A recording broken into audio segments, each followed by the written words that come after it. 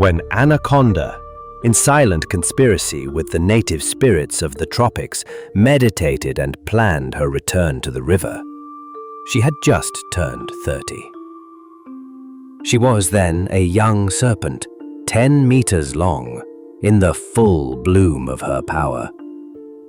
In her vast hunting domain, no tiger, no deer could endure her embrace and still breathe.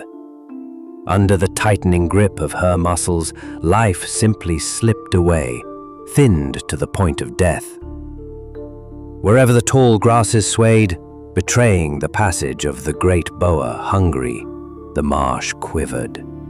Terror rose like mist, a rustle of ears, alert and high, peaking above the reeds. And when dusk fell in those quiet, reverent hours, Anaconda would slip into the firelit waters of the river. Her body, 10 meters of dark velvet, glowed against the currents, and silence circled her like a halo. Yet not always did Anaconda's presence clear the land like a poison cloud. Her peaceful expressions, the rhythm of her glide, invisible to man, were legible to the animals. They could read her from afar. Good day, she would murmur to the caimans, gliding through the swampy bogs. good day. The beasts of the sun would reply, straining to peel their bulbous eyelids from the baked mud sealing them shut. Hot one today, huh? Called the monkeys from high in the canopy, recognizing the subtle sway of bushes as she passed below. Yes, very hot. She answered, dragging behind her their chatter and their nervously tilted heads. For monkey and serpent, bird and snake, rat and viper are bound by ancient fates. Fates only the terror of great hurricanes or the exhaustion of endless drought can briefly delay. Only a shared ancestral adaptation to the same living earth can, in times of cataclysm, override the law of hunger. And so, when drought descends, the flamingo, the tortoise, the rats, and even the anacondas all join in a single mournful cry for just one drop of water. When we first meet our anaconda, the jungle was teetering, on the edge of that misery that shadowed fraternity. For 2 long months, no thundercloud had cracked open above the dust-choked leaves. Even the dew, life's last caress for the scorched and withering plants, had vanished. Night after night, from one dusk to the next, the land dried out relentlessly, as if the entire jungle had become a furnace. What was once the channel of shaded streams was now nothing but smooth, searing stones. The dense wetlands, thick with black water and floating hyacinths, had become wastelands, cracked clay plains, etched with hardened tracks, interwoven with a tangle of frayed filaments like torn hemp, all that remained of the once lush aquatic fleet. Along the forest's edge, the cactus stood once like tall candelabras, but now they drooped to the ground, arms sagging, surrendered to the pitiless dryness of the earth, a ground so hardened it rang out like stone at the slightest touch. Day after day dragged by, hazed with smoke from distant fires. Above them loomed a blinding white sky, so bright it robbed vision, and within it a yellow sun, dull and rayless, drifted like a dying coal. By afternoon it would begin to fall, wrapped in vapors like a smothered ember in an oven of air. Now, by the nature of her wandering life, Anaconda, had she wished, could have avoided the worst of the drought. Beyond the drained lagoon and its parched swamps, to the east lay her birthplace, the great cooling river, the Paranaíba. It was only half a day's journey away, but Anaconda no longer went to the river. Once, as far back as the memory of her ancestors stretched, the river had been hers. Its waters, its rapids, its otters, its storms, its solitude, all of it belonged to her. Not anymore. First, a man had come, his miserable urge to see, to touch, to cut, emerging from behind the sandbar in his long canoe. Then more men, and more still, each one more frequent than the last, and all of them reeked of filth, stinking of machetes and the smoke of their endless fires. And always, always coming upriver from the south, Far, far from here, the Paranahiba bore another name. She knew that well. But farther still, down into that incomprehensible abyss where the water always flows, was there not a final end? Some immense sandbar stretching across the current, holding back those eternal falling waters. From there, no doubt, came the men, and the sawmills, and the stray mules that infected the jungle. If only she could dam the Paranaíba, seal it shut, restore its savage silence, to feel once more the joy of long ago, when she would cross the river in the dead of night, hissing softly, her head 3 meters above the steaming waters. Yes, to build a barrier that would blind the river. And suddenly, she thought of the camalote, the floating water hyacinths. Anaconda's life was still young, but she remembered 2, maybe 3 great floods, surges that had thrown millions of uprooted trees, foamy aquatic plants, and sludge into the mighty Paraná. Where had all of it gone to rot? What vegetal cemetery could possibly hold the outpouring of camalotes, loosed in a flood beyond all measure, emptied into the throat of that unknowable abyss? She remembered clearly. The flood of 1883, the great inundation of 1894, and now, after 11 years without major rains, the tropical system, like her own dry throat, must be thirsting for another deluge. Her serpentine sensitivity to the atmosphere stirred her scales with hope. She felt it, an imminent flood, and like a new Peter the Hermit, Anaconda launched herself into a crusade, gliding from stream to stream, preaching to the creatures of the floodplain. Of course, the drought in her own habitat wasn't uniform across the vast basin, and so, after several days of travel, her nostrils widened at the smell of moisture in the swamps thick with Victoria's rages and the acrid scent of ants fermenting their tunnels over them. It wasn't difficult to convince the animals. Man had always been, and would always be, the cruelest enemy of the jungle. So then, by blocking the river, the men will no longer be able to reach us. Anaconda concluded after explaining her plan at length. But what about the rains? We don't know if they'll even come. A water rat objected, unable to hide growing doubts. They will come, and sooner than you think. I know it. She knows. She has lived among the men. She understands them. A viper murmured. Yes, I know them, and I know this. A single camalote, just one, swept away by a rising river, can become a man's grave. Said Anaconda. Oh, indeed. A viper replied with soft smiles. Maybe 2 men's. Or 5. Yawned an old tiger from deep in his flanks. He stretched, turning directly toward Anaconda.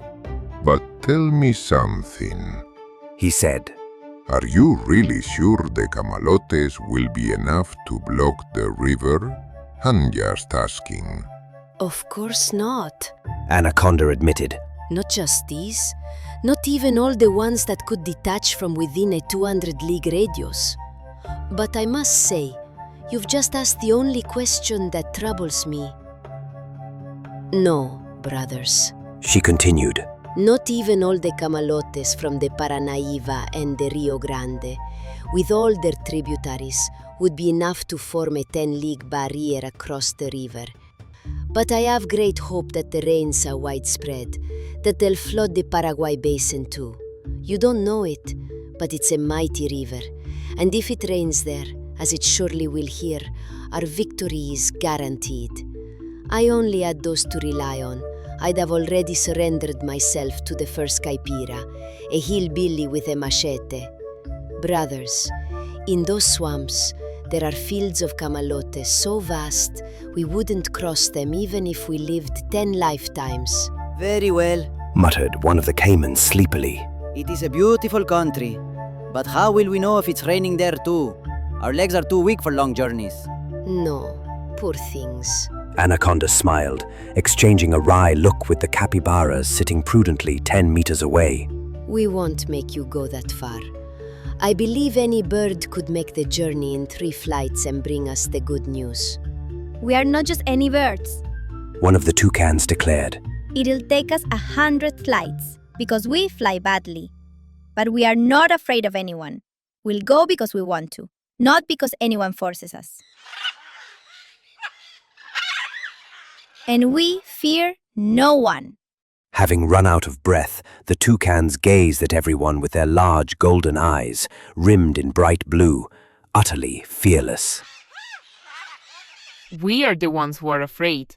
Muttered a drowsy harpy eagle, ruffling her feathers with a shiver. Not of you, not of anyone. The toucans insisted again, making sure everyone was watching. We may fly short distances, but we are not afraid. Enough. Anaconda interrupted, seeing the tone sour, as it always did in the jungle when pride and merit were discussed. No one fears anyone, we know that. And the admirable toucans will go then to inform us of the weather in our allied basin. We are going because we feel like it. No one is making us. The toucans repeated once more. At this rate, Anaconda realized the entire plan of resistance would be lost to vanity and argument. Brothers! She hissed, rising tall and gleaming. We're wasting time. We are all equals, but only together. Alone, each of us is weak. United, we are the entire tropical zone. Let us hurl that zone upon man. He destroys everything, cuts, burns, and pollutes. Let us pour our rains, our creatures, our camalotes, our fevers and vipers down the river. Let us unleash the jungle into the current until we choke it. Let us uproot ourselves, if necessary, even die. But let the tropics flood downstream. The voice of a serpent had always held a mysterious allure. The jungle, inflamed with passion, roared in a single voice. Yes, Anaconda, you're right. Let the sun descend. Let it fall, let it fall. Let it fall, let it fall.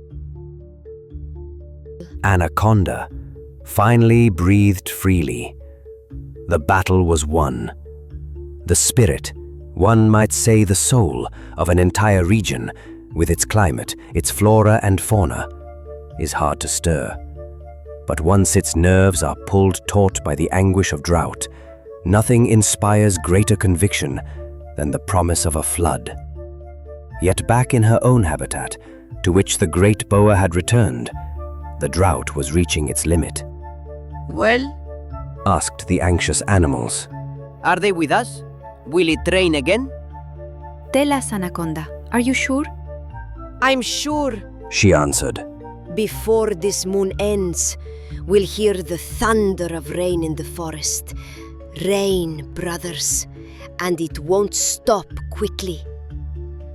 At the magic word rain, the entire jungle cried out like a single echo of desperation.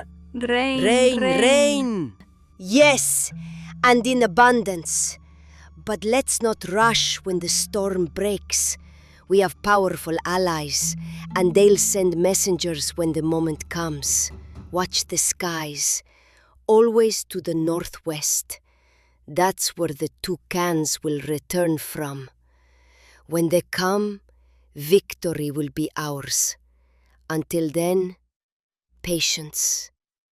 But how could one ask patience of beings whose skin cracked open from dryness, whose eyes burned red with conjunctivitis, whose only motion was a sluggish dragging of paws, lost and aimless?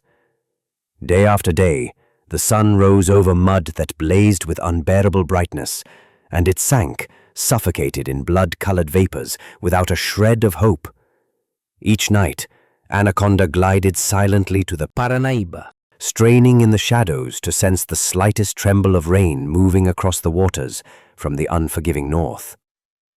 Even the less exhausted animals had crawled to the river's edge. There they spent the nights, sleepless and hungry, breathing the air for the faintest scent of damp earth, as if life itself were carried in that scent. Then, one night, the miracle. There was no mistaking it.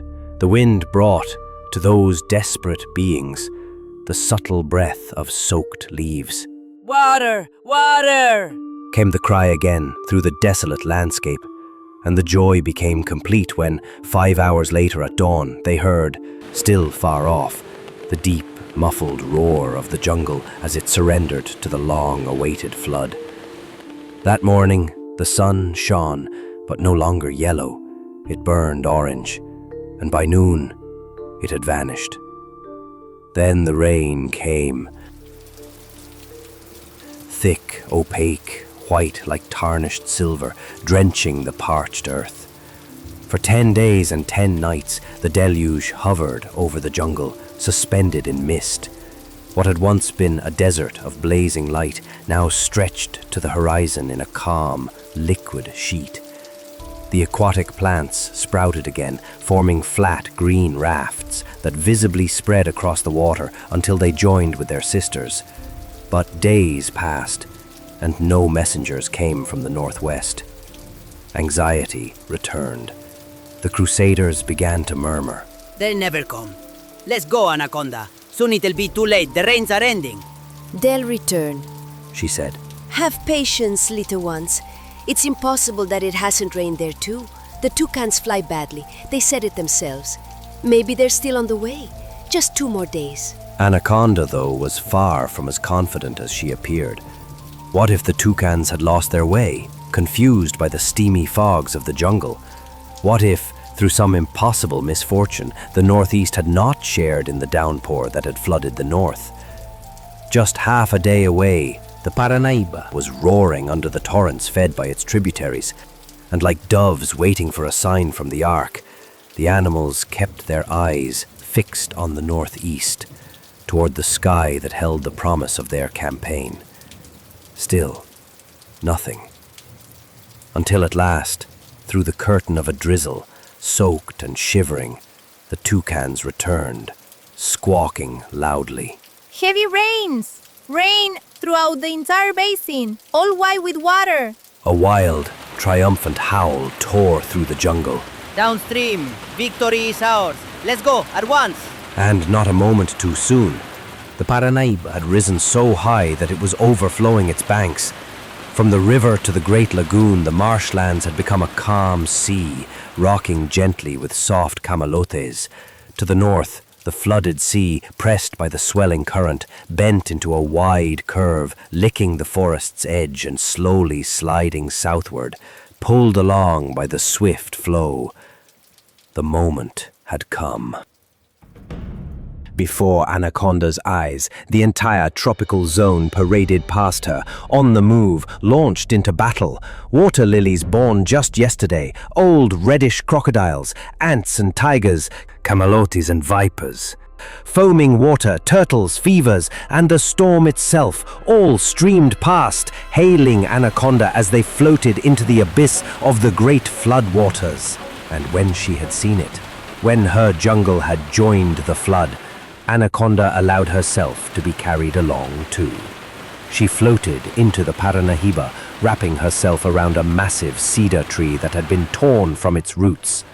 The logs spun slowly in the clashing currents, and Anaconda, at last, sighed with a smile, slowly closing her glassy eyes to the fading twilight. She was satisfied. And so began the miraculous journey into the unknown.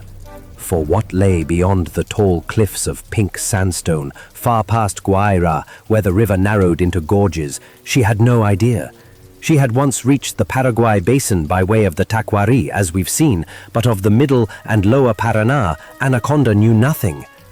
Still, as she watched her homeland glide past, dancing downriver, renewed by memory and rain, the great serpent let herself drift, rocking gently beneath the white downpour that now lulled her. She passed down the sacred Paranaíba, sensed the slackening whirlpools after passing the Muerto River, and scarcely knew herself when the whole jungle, herself, the cedar, and all, were swept together into the misted slope of Guairá, whose cascading tears plunged at last into a steep abyss. For a long while, the choked river turned in upon itself, churning its red waters deep and slow. But 2 days later, the high banks parted once more, and the water, slick as oil, without a single eddy or sound, slid down the channel at 9 miles an hour. A new land, a new climate. The sky was clear now, and the sun shone bright, momentarily veiled only by morning mist. Like a very young serpent, Anaconda opened her eyes to the day in Misiones, stirred by some faded memory of her first spring. She watched the beach and the first ray of sunlight lifting, floating above a milky haze that slowly dissolved, lingering only in the shaded inlets like long shawls pinned to the wet sterns of canoes. She felt again, as she entered the great quiet eddies along the sandbars, the heady dizziness of water spinning just beneath her eyes in slow hypnotic curves, boiling again as they clashed with the main current, foaming red with the blood of the dove hunters. Night after night, she watched the sun resume its melting, setting the sky ablaze like a fan, its center burning white-red, while up above, in the lofty sky, solitary white clouds floated, bitten all around by sparks of fire. All of it felt familiar, yet as if through a dream. Especially at night, she felt the warm pulse of the flood that flowed with her, and she allowed herself to drift until suddenly she coiled with a jolt of unease. The cedar had just struck something unusual, unexpected in the river. Everyone knows what a great flood can carry, debris floating or half submerged. Anaconda had already seen strange animals pass by, creatures drowned far to the north, unknown even to her, sinking slowly beneath the pecking wings of crows. She'd seen snails clinging by the hundreds to high branches swaying in the current, only to be smashed by Anos, a smooth-billed black cuckoo. Under the full moon, she had watched schools of sardine-like fish called carambatas ascend the river, their dorsal fins slicing the surface, until suddenly, with a boom like a cannon blast, they all vanished. Such is the nature of great floods, but what she had just touched was something else. A pitched roof hut, like a fallen ranch house, dragged along by the current atop a floating bed of camalotes.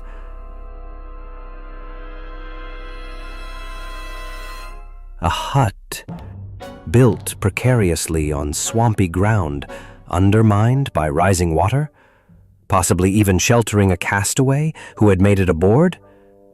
Cautiously, scale by scale, Anaconda slithered across the raft. And yes, it was inhabited. Beneath the thatched roof, a man lay stretched out. He had a long, gaping wound across his throat. He was dying. For a long time, without so much as twitching the tip of her tail, Anaconda kept her eyes fixed on her enemy. It was here, in this very gulf of the river, that she had once encountered man. She had no precise memory of that story, just a vague, lingering sensation of disgust, a deep self-repulsion that stirred every time chance awakened some blurred detail from that earlier encounter. Friends again? Never. Enemies? Certainly. The struggle had already begun. And yet, Anaconda did not move. The hours passed. It was still dark when the great boa finally uncoiled and glided to the edge of the floating raft, dipping her head toward the black water. She had smelled it, the arrival of the vipers carrying their usual odor of fish. They were arriving in droves. What's going on? Anaconda asked. You all know well you shouldn't leave your camalotes during a flood. We know. Said the intruders. But there's a man here. He's an enemy of the jungle. Move aside, Anaconda. For what? He's not going anywhere. That man is wounded. He's dying. What does that matter to you? If he's not dead yet, he will be soon enough. Now let us through, Anaconda. The great boa reared up, arching her neck deeply. No one passes, I said. Back off. That man is under my protection.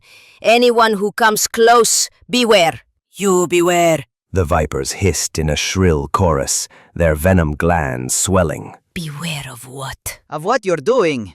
You sold yourself to the humans, haven't you, long-tailed iguana? But before the rattlesnake could finish the last word, Anaconda's head shot forward like a battering ram, smashing the viper's jaws. The body floated lifeless in the water, belly up. Beware!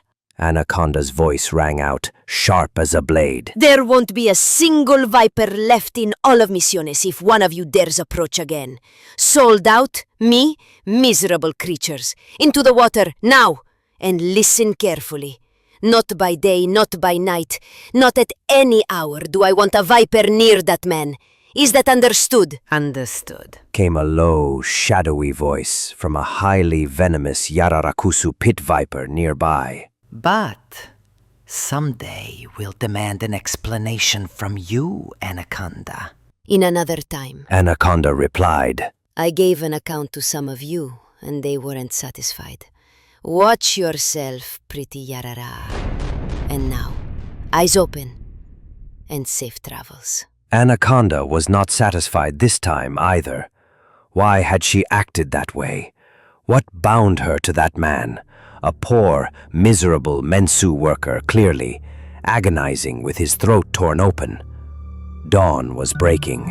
Bah. Anaconda finally muttered, casting one last glance at the wounded man.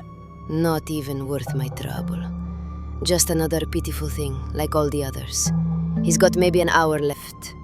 With a dismissive flick of her tail, she coiled up again in the center of her floating island. But all day, her eyes never stopped watching the Camalotes. And not long after nightfall, high cones of ants began drifting toward the raft, floating on the bodies of their drowned sisters.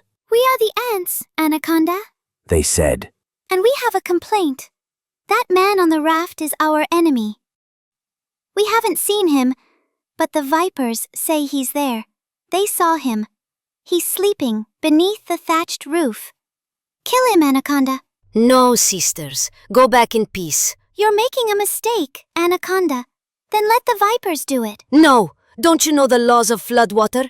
This raft is mine, and I'm on it. Peace, ants. But the vipers have told everyone. They say you've sold out to the humans. Please don't be angry, Anaconda. And who believes them? No one. Really. Only the tigers aren't pleased. Ah, and why don't the tigers come say it to my face? We don't know, Anaconda. I do. She said. Now go along, little sisters. Take care not to drown. You'll be needed soon. Fear nothing from your Anaconda. Today and always, I am and will remain the faithful daughter of the jungle. Tell everyone so. Good night, companions. Good night, Anaconda.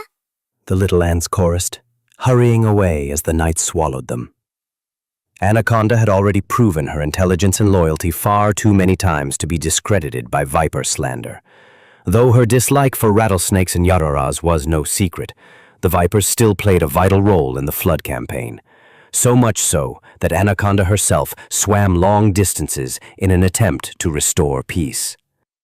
I'm not looking for war, she told them. As before and for as long as this campaign lasts, I belong, body and soul, to the flood. It's just that this raft is mine, and I do what I want with it. Nothing more. The vipers said nothing. They didn't respond with a single word, nor did they even glance coldly at Anaconda, as though they had heard nothing at all. Not a good sign. Croaked the flamingos in unison, watching the standoff from afar. Bah! Muttered the caimans, climbing up a tree trunk, their skins still dripping. Leave Anaconda alone. It's her business, and the man must be dead by now anyway. But the man wasn't dying. To Anaconda's surprise, 3 more days had passed, and still he lingered without a single death rattle. She remained on constant watch. The vipers didn't approach again. But something else was weighing on her mind now. By her reckoning, and every water serpent understands hydrology better than any man, they should already be nearing the Paraguay River. And without that river's massive flotilla of Camalotes, the campaign was lost before it even began. What were the scattered green mats floating down from the Paranahiba compared to the 180,000 square kilometers of Camalotes that came from the vast Soraya swamps? Even the jungle, now drifting steadily along, understood this, thanks to Anaconda's preaching during the crusade. The floating hut, the wounded man, the simmering grudges, all of it was forgotten now. The travelers were consumed by a single concern. Hour after hour, they searched the waters for signs of the ally flora. What if the toucans? Anaconda worried. What if they'd been wrong? Too eager to announce a paltry drizzle. Anaconda! Voices called out from different points in the darkness. Don't you recognize us in the water yet? Have we been deceived, Anaconda? I don't think so. She answered gloomily. Give it 1 more day. We'll find them. 1 more day? We're losing strength in this winding river. Always 1 more day. Always the same, Anaconda. Patience, brothers. She said quietly. I suffer more than all of you. The next day was hard. The air turned dry once again, parching everything. Anaconda endured it silently, unmoving on her raft, the watchful sentinel of her island. As the sun dropped, its reflection stretched across the river like a glowing metal bar that followed her down the current. And then, deep in that same night, Anaconda, who had been swimming restlessly among the floating rafts, sipping the surface water as if hunting for a sign, suddenly let out a cry of triumph. She had recognized, in an immense drifting mat, the salty tang of the Camalotes from the Olidane. Saved, brothers! She exclaimed. The Paraguay is with us now. It's rained there too, and heavily! And with that, the spirit of the jungle surged once more. The morale of the forest, lifted like a spell, burst into jubilant cheers for the long-awaited Allied flood. Its Camalotes, so thick they seemed solid underfoot, had finally entered the Parana. The next day, the sun rose on a great spectacle. 2 vast river basins, now united, pouring into the same waters. The immense aquatic flora descended in sweeping green islands, fusing together as they spread across the river. A single voice of wild enthusiasm floated over the forest.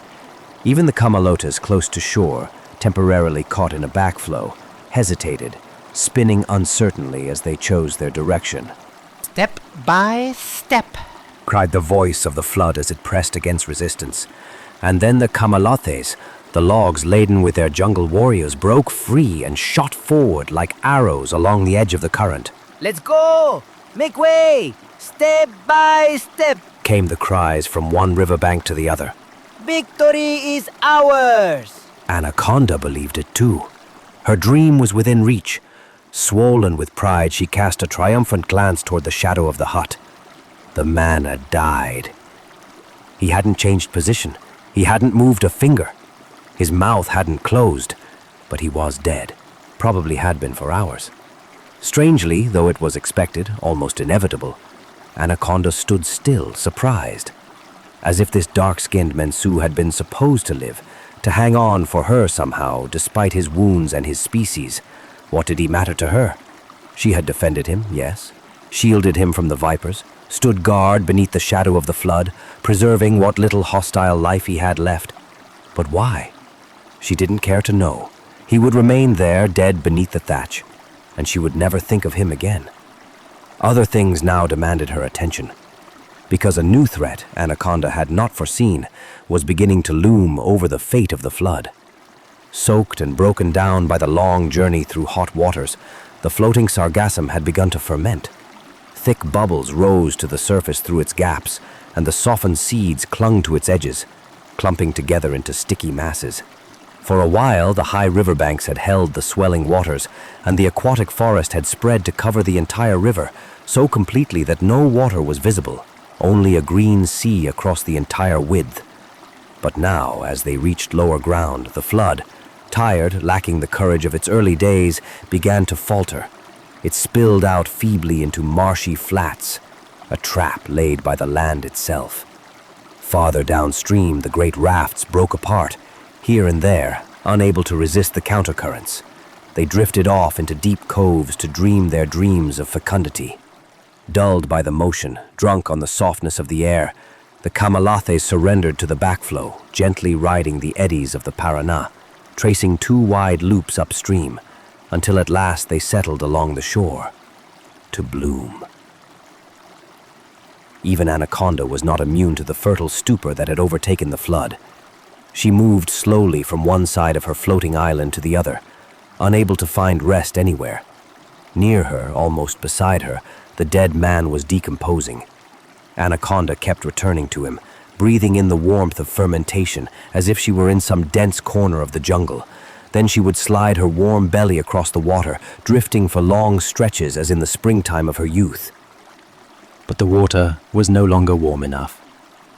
It was no longer the place for rebirth.